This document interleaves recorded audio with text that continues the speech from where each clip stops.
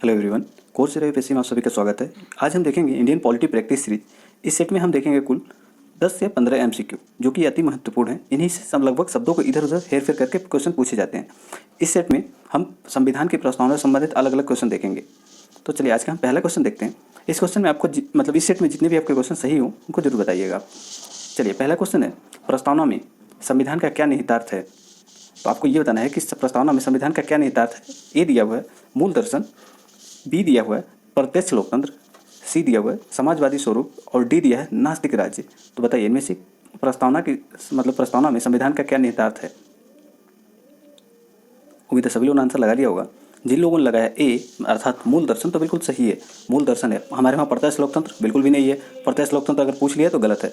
साम्यवादी स्वरूप ये भी बिल्कुल गलत है। नास्तिक स्वरूप हमारे वहाँ नास्तिक स्वरूप है, आप खुद सोचिए, नहीं है। पंथ निरपेक्ष है हम लोग, नास्तिक नहीं है, मतलब किसी को भी नहीं मानते हैं। सारे धर्म, किसी भी धर्म को प्राथमिकता नहीं देता, राज्य का कोई धर्म नहीं है हमारे वहाँ।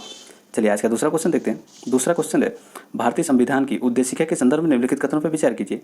कथन एक दिया हुआ है, उद्देशिका को भारतीय संविधान का भाग नहीं माना जाता है। कथन दो दिया हुआ है, उद्देशिका विधायिका की शक्तियों को नियंत्रित करने का कार्य करती है। कथन तीन दिया हुआ है, उद्देशिका प्रस्तावना पर आधारित है जिन्हें नेहरू द्वारा प्रस्तुत किया गया था। तो बताइए इनमें से कौन सा कथन सही नहीं है। उम्मीद है सभी लोगों ने आंसर लगा लिया होगा। अगर देखें हम यहाँ, अरे यार, चलिए बताइए इनमें से कौन सा क्वेश्चन सही नहीं है, मतलब विकल्प कौन सा सही नहीं है। उम्मीद है सभी लोगों ने आंसर लगा लिया होगा। अगर आपसे पूछा जाए उद्देश्य प्रस्ताव पंडित नेहरू ने कब रिप्रेजेंट किया था विधानसभा में अर्थात संविधान सभा में, तो आपको पता होना चाहिए 13 दिसंबर 1946 को इन्होंने प्रेजेंट किया था। तो ये तो बिल्कुल सही हो जाता है। ऐसे में हम देखें तो तीन तो करेक्ट है। अगर जैसे ही तीन करेक्ट करेंगे तो आपका सी डी कैंसिल हो जाएगा। अगर आपको पता होना चाहिए कि इस उद्देश्य का, अगर केशवानंद भारती के बारे में कोई थोड़ा भी आइडिया हो, उसमें मतलब न्यायालय ने क्या कहा था, तो उन्होंने बोला था कि उद्देशिका संविधान का ही भाग है और इसमें संसद संशोधन कर सकती है, बशर्ते किसका ध्यान रखे, मूल ढांचे के सिद्धांत का ध्यान रखे। इसी में मूल ढांचे का सिद्धांत आया था केशवानंद भारती में, और तभी माना गया था कि उद्देशिका भी संविधान का भाग है। तो पहला गलत हो गया हमारा। दूसरा देखें तो उद्देशिका विधायिका की शक्तियों को नियंत्रित करने का कार्य करते, तो बिल्कुल गलत है ये। नियंत्रित आपको पता होना चाहिए कि इसको इंप्लीमेंट नहीं कराया जा सकता, तो दूसरा भी गलत। हमारा सही आंसर इसमें निकलता है बी। जिन लोगों ने बी लगाया था उनका करेक्ट आंसर है। चलिए अगला क्वेश्चन देखते हैं। अगला क्वेश्चन दिया हुआ है, भारतीय संविधान की प्रस्तावना के संदर्भ में निम्नलिखित में से कौन सा क्रम सही है। आपको प्रस्तावना में जो दिए गए हैं क्रम, उसके अकॉर्डिंग आपको बताना है। ए दिया हुआ है, लोकतंत्रात्मक गणराज पंथ निरपेक्ष संप्रभु संपन्न समाजवाद। बी दिया हुआ है, पंथ निरपेक्ष लोकतंत्रात्मक गणराज संप्रभु संपन्न समाजवादी। सी दिया हुआ है, लोकतंत्रात्मक गणराज समाजवादी संप्रभु संपन्न और पंथ निरपेक्ष। डी दिया हुआ है, संप्रभु संपन्न समाजवादी पंथ निरपेक्ष लोकतांत्रिक गणराज। तो बताइए इनमें से कौन सा कथन सही है। उम्मीद है सभी लोगों ने आंसर लगा लिया होगा। जिन लोगों ने इसमें लगाया डी, उनका बिल्कुल करेक्ट है। देखिए हम देखें मूल संविधान में क्या क्या चीज़ें नहीं थी। अभी इसको हम आगे क्वेश्चन में देखेंगे तो ज़्यादा बढ़िया से याद हो जाएगा। इसके बाद जस्ट ही क्वेश्चन वो है, अभी अगर यहाँ हम डिस्कस कर लेंगे तो आसानी से सॉल्व कर लेंगे आप लोग उस क्वेश्चन को। लेकिन यहाँ हम बस इतना बता दे रहे हैं, डी इसका करेक्ट आंसर है। डी इसमें संप्रभु संपन्न समाजवादी पंथ निरपेक्ष लोकतंत्रात्मक गणराज्य, ये इसका सही स्वरूप है। चलिए अगला क्वेश्चन है, 42वें संविधान संशोधन अधिनियम 1976 द्वारा संविधान की प्रस्तावना में जोड़ा गया था। क्या जोड़ा गया था, आपको ये बताना है। इसमें जो भी खंड जोड़े गए थे वो मूल संविधान में नहीं थे। एक दिया हुआ है समाजवाद, दो दिया हुआ है मतलब ए बी सी डी, इसको जोड़ मान लीजिए, अखंडता, सी दिया हुआ है पंथ निरपेक्ष और डी दिया है सभी। तो बताइए इनमें से 42वें संविधान संशोधन अधिनियम 1976 द्वारा क्या जोड़ा गया था। उम्मीद है सभी लोगों ने इस क्वेश्चन को बहुत आसानी से सॉल्व कर लिया होगा। जिन लोगों ने डी लगाया अर्थात सभी, बिल्कुल सही काम किया। इन सभी को मूल संविधान में नहीं था, इनको बाद में जोड़ा गया था 42वें संविधान संशोधन अधिनियम द्वारा। तो आपसे ये पूछा जाता रहेगा हमेशा कि कौन कौन से प्रोविजन को मूल संविधान में बाद में जोड़ा गया था, मूल संविधान में नहीं था, या फिर ये मूल संविधान में कौन कौन से थे, ऐसे एलिमिनेट कर सकते हैं आप इनको ध्यान में रखेंगे तो। देखिए समाजवादी को आप याद रखिएगा, अखंडता और पंथ निरपेक्ष। अब इन तीन तत्वों को याद रखेंगे तो आसानी से एलिमिनेट कर पाएंगे। कौन कौन से हैं, समाजवादी, अखंडता और पंथ निरपेक्ष। फिर से दोबारा वो देखिए, समाजवादी, अखंडता और पंथ निरपेक्ष, इनको ध्यान रखिएगा। आप यहाँ पे देख सकते हैं, अगर आपसे पूछा जाता है कि कितने प्रकार के न्याय दिए गए हैं संविधान में, तो आप याद रखिएगा कितने प्रकार के दिए गए हैं, सामाजिक आर्थिक राजनीतिक न्याय। 3 प्रकार के न्याय हैं, सामाजिक आर्थिक राजनीतिक न्याय। अगर आपसे पूछे कि स्वतंत्रताएं कितनी प्रकार की दी गई, तो 5 प्रकार की स्वतंत्रता दी गई है। तो वो कौन कौन सी है, विचार, अभिव्यक्ति, विश्वास, धर्म और उपासना की स्वतंत्रता 5 प्रकार की है। आपसे ये पूछा जाता है कि समता कितने प्रकार की है, तो प्रतिष्ठा और अवसर की समता है 2 प्रकार की है। कौन कौन सी, प्रतिष्ठा की और अवसर की समता दी गई है। फिर अन्य चीज़ें अगर देखें तो इसको सीक्वेंस में लगाने के लिए पूछता है कि न्याय, स्वतंत्रता, समता और अखंड बंधुता इसको सीक्वेंस में लगाइए, सबसे पहले कौन आएगा, तो आप याद रखिएगा सबसे पहले न्याय आता है, फिर स्वतंत्रता आता है, फिर समता आता है, फिर उसके बाद कौन सा था, बंधुता आता है। तो आप इस तरीके से याद रखिएगा। अब पहले क्वेश्चन में हमने देखा था कि इसको अरेंज करना था, संप्रभु संपन्न समाजवादी पंथ निरपेक्ष लोकतांत्रिक गणराज्य। आप पहली लाइन में ही देख रहे होंगे संप्रभु मतलब संपूर्ण प्रभुत्व संपन्न समाजवादी पंथ निरपेक्ष लोकतांत्रिक गणराज्य। आप प्रियम्बल में से देख सकते हैं, पूछता है अन्य चीज़ें कि इसकी क्या क्या प्रोविजन दिए गए हैं प्रियम्बल में। तो आप देख सकते हैं यहाँ पे शक्ति का स्वरूप दिया गया, संविधान का मतलब भारत के जो होगा स्वरूप वो किस तरह का होगा, तो आप यहाँ देख सकते हो लोकतांत्रिक गणराज्य होगा। अगर पूछता है कि इसका स्वरूप कैसा होगा, पंथ निरपेक्ष होगा या धार्मिक होगा, तो पंथ निरपेक्ष है। समाजवादी स्वरूप यहाँ पे दिए हुए हैं। संप्रभु संपन्न मतलब होता है कि आंतरिक मामले में भी हम कानून बना सकते हैं, बाह्य मामलों में भी कानून बना सकते हैं। संप्रभु संपन्न मतलब किसी का दबाव नहीं होगा। ये सारी चीज़ें इसमें दी हुई हैं। और दूसरा चीज़ आप देखेंगे तो संविधान को निर्माण का भी डेट दिया गया है यहाँ पे 26 नवंबर 1949 को। ये सारे ब्यौरे दिए गए, आप इनके आधार पर एलिमिनेट कर पाएंगे अगर क्वेश्चन में पूछे जाते हैं कुछ भी। तो चलिए अगला क्वेश्चन है। अगला क्वेश्चन दिया हुआ संपूर्ण प्रभुत्व संपन्न शब्द का सही अर्थ निम्नलिखित में से क्या है। उम्मीद है इसको आप बहुत आसानी से कर लेंगे क्योंकि हमने पिछले अभी जस्ट तुरंत ही हमने इसको डिस्कस किया। संपूर्ण प्रभुत्व संपन्न शब्द को एक दिया हुआ है केवल आंतरिक मामलों में स्वतंत्र निर्णय की शक्ति, बी दिया हुआ है केवल बाह्य मामलों में स्वतंत्र निर्णय की शक्ति, सी दिया हुआ है आंतरिक और बाह्य मामलों में स्वतंत्र निर्णय लेने की शक्ति, और डी दिया हुआ है इनमें से कोई नहीं। तो बताइए इनमें से कौन सा क्वेश्चन भी मतलब ऑप्शन बिल्कुल परफेक्ट है किसके संबंध में, संपूर्ण प्रभुत्व संपन्न के संबंध में। उम्मीद है सभी लोगों ने आंसर लगाया होगा। अगर आपका गलत होता है तो आप सही से देखें नहीं, दोबारा फिर से वीडियो पीछे करके देखिए, आपको आसानी से समझ में आ जाएगा। हमने बताया था कि अगर संप्रभु संपन्न का अर्थ ये होता है कि सरकार आंतरिक और बाह्य मामलों में स्वतंत्र रूप से निर्णय लेने की क्षमता रखती है। अगर कहीं कथन में मिले कि भारत सरकार बाह्य मामलों में कानून नहीं बना सकती तो बिल्कुल गलत है, वो सरकार बाह्य मामलों में कानून बना सकती है। तो आप इस तरीके से समझ सकते हैं। चलिए अगला क्वेश्चन है। भारतीय संविधान की प्रस्तावना में निम्नलिखित में से किन स्वतंत्रताओं का उल्लेख किया गया है।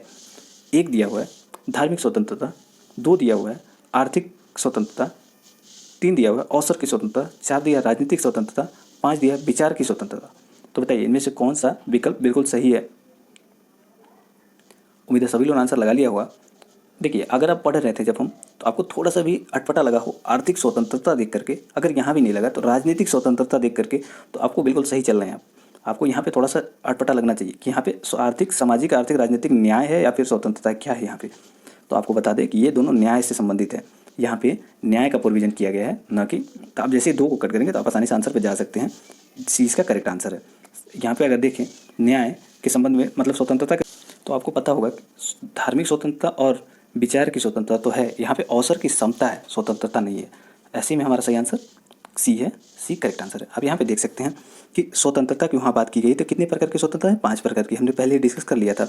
तो वो कौन कौन से स्वतंत्रता हैं, विचार की स्वतंत्रता, अभिव्यक्ति की स्वतंत्रता, विश्वास की स्वतंत्रता, धर्म की स्वतंत्रता, उपासना की स्वतंत्रता, असमता प्रतिष्ठा की और अवसर की समता। अब इतनी बात याद रखिएगा। न्याय 3 प्रकार की हैं, वो कौन कौन से, सामाजिक आर्थिक राजनीतिक न्याय है। अगर आप पहले वाले वीडियो में देखे होंगे मतलब पहले क्वेश्चन में देखे होंगे तो आप ये क्वेश्चन बहुत आसानी से कर लिए होंगे। चलिए अगला है। निम्नलिखित को संविधान की प्रस्तावना में अंतर्लिखित क्रमानुसार व्यवस्थित कीजिए। इनको कैसे लिखा गया था, इनको भारतीय प्रस्तावना में संविधान की प्रस्तावना में कैसे लिखा गया, किस क्रम में, आपको ये बताना है। हमने इसको अभी थोड़ी देर पहले आपको बताया है कि आपको इस तरह से पूछे जा सकते हैं कि क्वेश्चन कैसे इसको अरेंज किया जाए। एक दिया हुआ है समता, दो दिया हुआ स्वतंत्रता, तीन दिया हुआ बंधुत्व और चार दिया न्याय। अरेंज करके बताइए कि कैसे लिखा गया है, आप किन सीक्वेंस में इसको लगाएंगे। उम्मीद है सभी लोगों ने आंसर लगा लिया होगा। जिन लोगों को पता होगा कि सबसे पहले न्याय दिए हुए हैं, फिर दिए हुए हैं स्वतंत्रताएं, और फिर दिया हुआ क्या समता, फिर बंधुत्व, तो ऐसे में आप लगाएंगे आसानी से बी। जिन लोगों ने थोड़ा सा भी ध्यान से देखा होगा तो उनका सही हो गया होगा कि कितने प्रकार की स्वतंत्रताएं दी गई थी। अभी हमने थोड़ी देर पहले देखा है, यहाँ पे देखिए 3 प्रकार की न्याय दिए गए हैं, 5 प्रकार की स्वतंत्रताएं दी हैं, और समता कितने प्रकार की, 2 प्रकार की, फिर लास्ट में बंधुत्व आ जाता है। तो आप आसानी से इसको कर लिए होंगे। चलिए अगला क्वेश्चन है। अगला क्वेश्चन दिया हुआ भारत के संविधान की उद्देशिका के बारे में निम्नलिखित में से कौन से कथन सही हैं। एक दिया हुआ है उद्देश्य संकल्प जवाहरलाल नेहरू द्वारा प्रस्तुत किया गया था और संविधान सभा द्वारा पारित किया गया था जो अंततः उद्देशिका बना।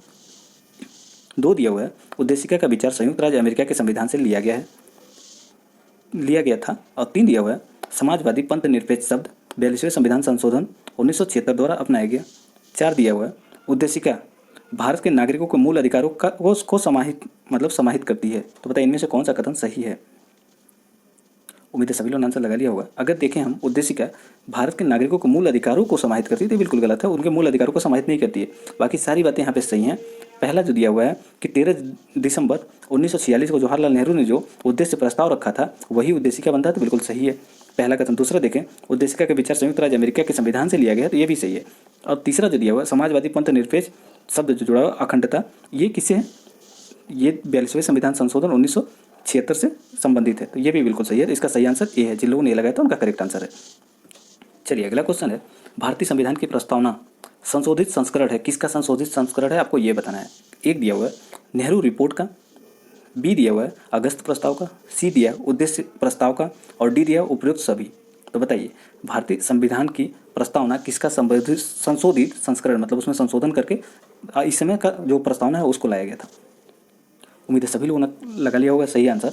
ये पूछा जाता है कि उद्देश्य प्रस्ताव कब प्रेजेंट किया गया था, इसको संविधान सभा ने कब अपनाया था, सर्वसम्मत से कब अपनाया था, ऐसे क्वेश्चन पूछे जाते हैं। देखिए 13 दिसंबर 1946 को तो नेहरू ने इसको प्रेजेंट किया था, तो इसको जिन लोगों ने सी लगाया था उनका सही है, सी अपना करेक्ट कर लीजिए। 13 दिसंबर जो 1946 को जवाहरलाल नेहरू ने इसको प्रेजेंट किया था, और 22 जनवरी 1947 को इसको संविधान सभा ने सर्वसम्मत से अपना लिया था। तो ये दो डेट याद रखिएगा, 22 जनवरी 1947 को संविधान सभा ने सर्वसम्मत से उद्देश्य प्रस्ताव को अपनाया था। इसको पहली बार कब प्रेजेंट किया गया था, तो 13 दिसंबर 1946 को। चलिए अगला क्वेश्चन है, ऐसा कहा जाता है कि प्रस्तावना संविधान का पहचान पत्र है।